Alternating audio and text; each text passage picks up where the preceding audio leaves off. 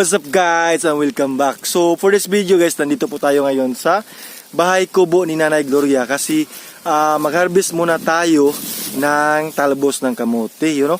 Yung yun po yung ulam namin ngayong tanghali. Yan, may dala akong plastic, yan, napakasariwa po talaga yung hangin dito sa bukid.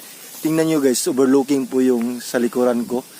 Yan oh, wow, so punta na tayo doon kasi nandun po yung talbos ng kamote ni Nanay Gloria. Wala po si Nanay Gloria ngayon. Yan no, parang nandun sa kanilang bahay, doon sa may kalsada. Yan, so dito po tayo. Dito na po yung mga talbos ng kamote. Ang dami ng talbos ng kamote. Tingnan nyo guys yung mga overlooking na area. Oh. Grabe po talaga. No? Yan, napakasariwa yung hangin dito. Very organic. Tingnan nyo yung mga talbos ng kamote. Yan, so dito muna tayo. Dito ko ilagay yung camera kasi mag-harvest pa tayo, no? Dito na lang. Ito yung mga kukunin natin, yung mga udlot. Yung tawag sa amin sa Bisaya, yung udlot. No? Yung mga udlot guys, yung importante. Ito. Yan, yan po yung kukunin natin. Dahil pag kinukuha mo yung mga guwang is matigas po kainin. So kailangan yung udlot na lang yung kunin, no? Yan. Yan. Ilagay natin sa ating plastic. Plastic lang yung dinala ko. Yan, no? Yan, so dito tayo. Yan guys, very organic po talaga yung mga talbos ng kamote, ganyan. Yung ulam namin at saka mag-fried ako ng bulinaw. Yung nabili kong bulinaw. Yan po yung ulam namin ngayon. Tanghali. Yan o. Ang dami.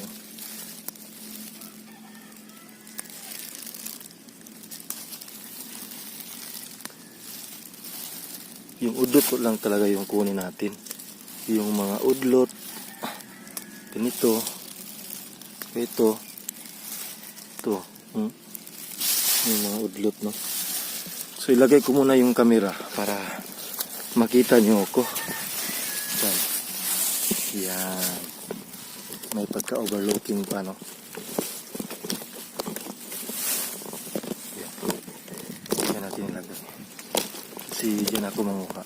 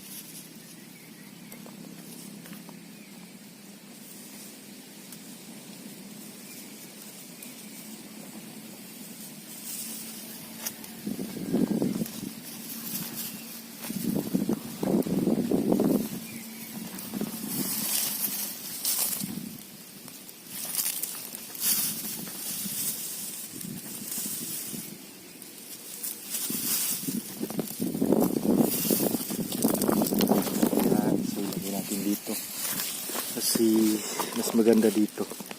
Yan.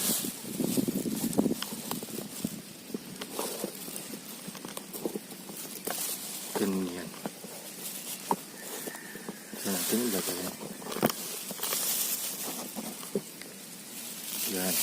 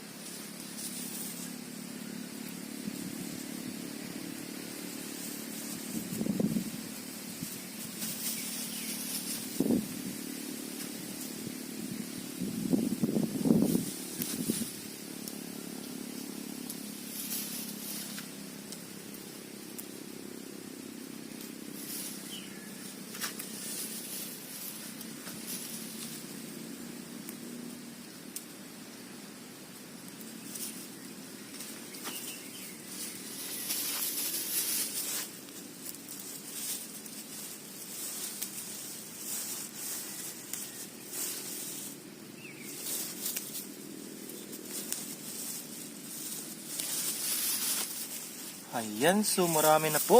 Yan oh. Wow, ang dami na. No? Tingnan nyo guys. Oh, okay na kasi siguro to yun. No? Kasi dalawa lang kami ni Tatay Andres. Ayan, so punta na po tayo dun. Tingnan nyo yung panahon ngayon. Napaka init. Oh, sariwa yung hangin. Yan, pawis na po ako. Yan, so tapos na po tayo mag-harvest ng talbos ng kamuti. Or kung tawagin sa amin sa Bisaya, ito po yung udlot ng dahon ng kamuti sa Bisaya. No? Pero sa Tagalog is talbos ng kamuti yung tawag nito. Ayan, no? So ito yung bahay ni Nanay Gloria. Ayan, no? Ang sarap manirahan dito sa bukid, guys. Napakasariwa yung hangin. Oh. Pag makatulog ka dito is tuloy-tuloy po yung tulog mo, walang ingay, no? Tingnan nyo, oh, grabe yung area talaga dito, very overlooking at saka napakasariwa yung hangin. So tara, punta na po tayo dun sa farm kasi magluto pa tayo, malapit ng pananghalian. Galing pa po kasi ako dun sa ubos, mayroon akong ginagawa dun, trabaho po ako. So dito tayo dadaan patungo dun. Ito yung nadaanan namin. No? Yan o, sa may kalibunan. May kalibunan. May kalibunan daw guys. Yan. Yan o, may mga wild plants pa. Yan, mga wild plants na yan. Tanim po yan. Yan o, mayroong parang antina. Yan. So dito talaga kami dadaan pag patungo dun sa farm. Malapit lang po kasi yung bahay kubo na Nanay Gloria sa farm namin. Yan. Ito na po yung daanan. Overlooking din dito sa farm namin. Tingnan nyo guys. Doon po yung farm mo. Yun. Doon po yung farm. Yan. Yan po yung farm. No. Tsaka dito, yan po. Yan po yung farm namin. Sa dragon fruit farm. Yan. So, malapit na po tayo. Dito po talaga ang daanan sa bukid. Masanay ka rin.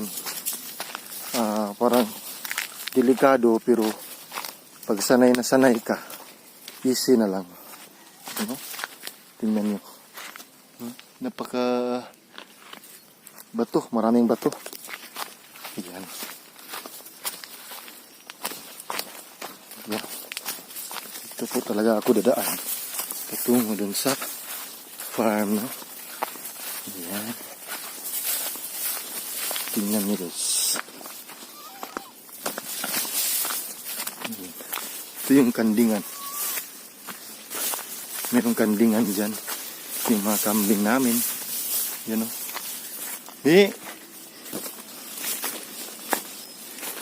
Ito yung bahay ni Tatay Andres. Yan. Ayan, nandito na po tayo. Yan. So, ilagay ko muna yung dala kong. Ito na po yung bulinaw na sinasabi ko, no. Ito na ko ditong kamatis, sibuyas, at saka yung limonsito, fresh na fresh po yan. So, ilagay na natin dito yung ating talbos ng kamote kasi hugasan pa natin yan. Yan. Yan po yung ulam namin ngayon. Dito natin po hugasan. Hugasin natin ng mabuti. So, pag gulay guys, yung mga gulay lang yung lulutuin natin. Ganyan. Hindi masyado hugasan ng mabuti. Kasi pakuluan pa natin to. Ayan.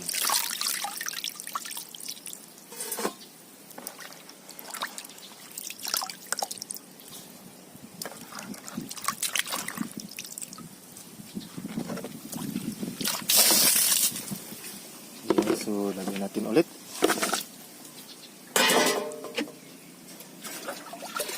Ganyan lang.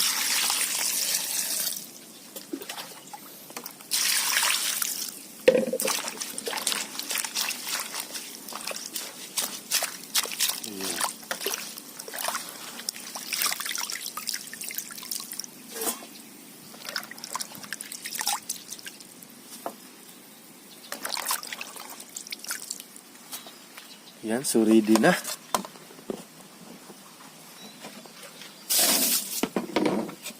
Ready na. So, unahin natin yung itong talbos ng kamuti. So, magpakulo tayo ng tubig. Kasi parang half cook lang po yung talbos ng kamuti. So, mamaya na po itong ating bulinaw na tuyo. Yan, so dyan ko muna ilagay. Yan. Ayan, so lagyan muna natin ng tubig. Kunti lang. Ayan. Lagay na po natin dito sa ating organic na saingan. Yan o. Yan natin lagay. Takpan na natin. Yan po yung aming organic na saingan. Sugnod. Kahoy lang yung gamit namin. Diba? Yan o. So, pag kumukulo na yan, ilagay na po natin yung ating talbos ng kamuti. Yan o. Yan. So, dayan. Kumukulo na po yung ating saingan. Yan po. Yan po yung importante, no, na kumukulo yung tubig muna. Lagyan mo ng iba't ibang isda or yung gulay, no? Yan, no, kumukulo talaga yan. Ilagay na natin. Para mas malinis at saka safe. Yan. Takpan na natin. Ulit. Yan, so pag kumukulo yan ulit guys, is half cook lang po yung pagkaluto ng talbos ng kamote. Huwag natin latain or pakuluan ng maigi. So kailangan is half cook lang po yung pagluto ng talbos ng kamote. Para po kasi itong kinilaw or kilawin. Ayan o. Yan, so takpan na natin. Tingnan nyo yung kumukumulo na tubig sa ilalim. Ayan, so yan. Ayan, so tingnan na po natin yung ating talbos ng kamote, ano?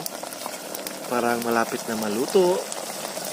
Tingnan nyo guys, kumukulo po talaga yan. Yan, kunting-kunti na lang. Maluluto na po yan. Yan. Sugnuran natin guys, ganito. Wow, sanay na po talaga kami sa mga ganitong bagay sa bukid. Ganito kami magluto guys. No, sa mga hindi pa nakaranas ng ganito. Yan.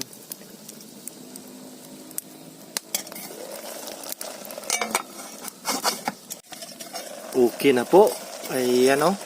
Luto na po. So, lagay na natin sa ating dito.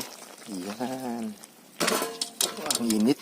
So, titimplahan na po natin to. Lagyan natin ng suka. Yan mga kamatis. Yan. Ang init guys. Mainit po talaga. Tingnan nyo. Wow, napaka-organic. Diyan natin titimplahan yung ating talbos ng kamote. Yan, so ready na. Palamigin muna natin bago natin timplahan. So yung susunod natin is itong mag-fried tayo ng bulinaw. Yan. Ayan, so kumukulo na po. Yan. Lagyan na po natin yung mantika. Lagyan natin ng mantika. Para sa ating bulinaw. Kunti lang. Yan.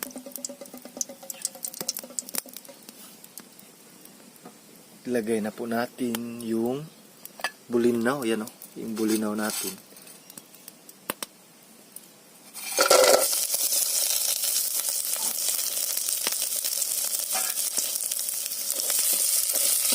Wow, ang bango.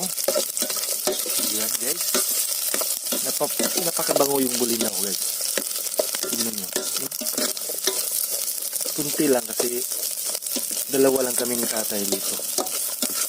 Wala po kasi si Nanay Gloria. So, ito lang.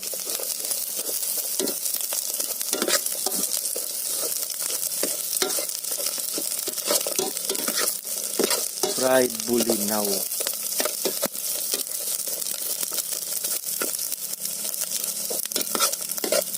Yan, so luto na po. Madali lang maluto yung bulinaw guys. Hindi masyado matagal lutuin kasi ang liit nila. So, ilagay na natin. Ayan, so unahin po natin yung talbos ng kamote. Ayan o.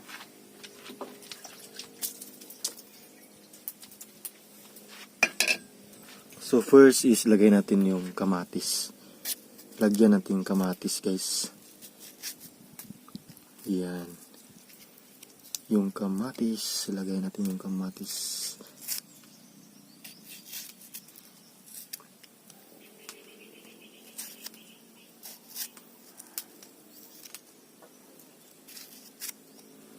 Kunin natin yung mga liso. Kailangan kunin yung liso guys kasi kinilaw po ito. Hindi to tinula.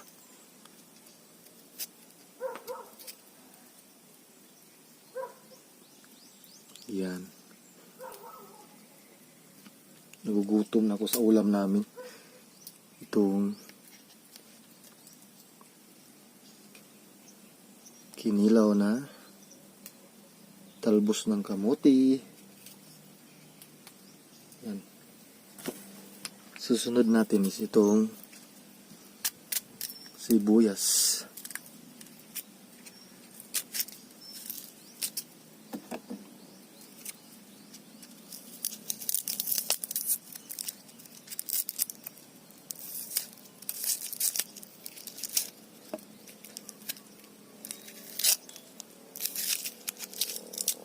Yan.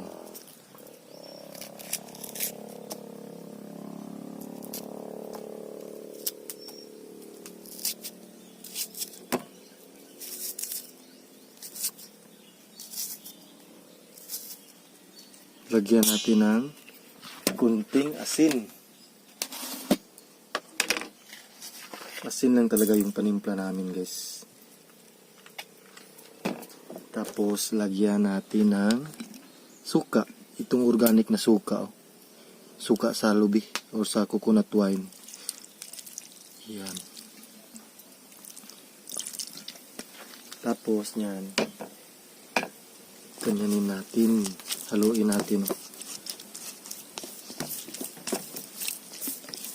Wow! Ang sarap, guys. Yan. Napakasariwa. Tsaka pure organic. Galing sa harvest hanggang sa naluto siya, guys. Yan po yung isa sa mga content ko na gusto kong ipakita sa mga minamahal kong mga viewers. So yan, maraming salamat po. Yan, so ready na po yung ating meron pa parang kulang. Ito, limonsito. Huwag natin kalimutan yung limonsito. Yan o. Wow. Ang sarap. So next is yung ating, so okay na po yung ating talbos ng kamote. So next natin gawin is itong bulinaw. Ayan o, yung bulinaw na pina-fried ko. Tapos na-fried na. Na-fried na siya kasi malakas yung apoy. Yan, so unahin natin yung sibuyas. Siyempre, mayroong sibuyas. Yan po yung nagpapasarap ng ating luto. Ayan, so next natin is itong kamatis. Yan, so kunin natin yung mga balat. Balat, yung buto. Kailangan talaga walang buto. Yan o, para sa kinilaw natin.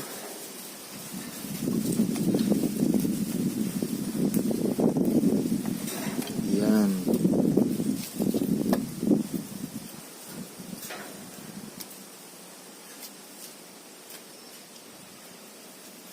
Yan, so okay na. So next natin lagay is yung limonsito. Yan o, limonsito. Hindi natin ilagyan ng asin kasi mas maparat na po yung buwad. Susuka na lang natin ilagay. Susuka. Itong suka. Wow. Ayan. So i-mix na natin. I-mix na natin, guys. Ayan. So ready na po yung ating ulam na tingnan nyo guys, ito na. Wow, ayan o, yung buwad na bulinaw at saka yung talbos ng kamuti. Yan, ang ganda guys, at saka napakasarap, no? So yan guys, tapos na po tayo. Maraming salamat po sa panonood. Keep safe always po and God bless everyone. Maraming salamat guys. Thank you for watching. Bye-bye. Maraming salamat po. Ingat po kayo palagi. Finish product. Bye-bye.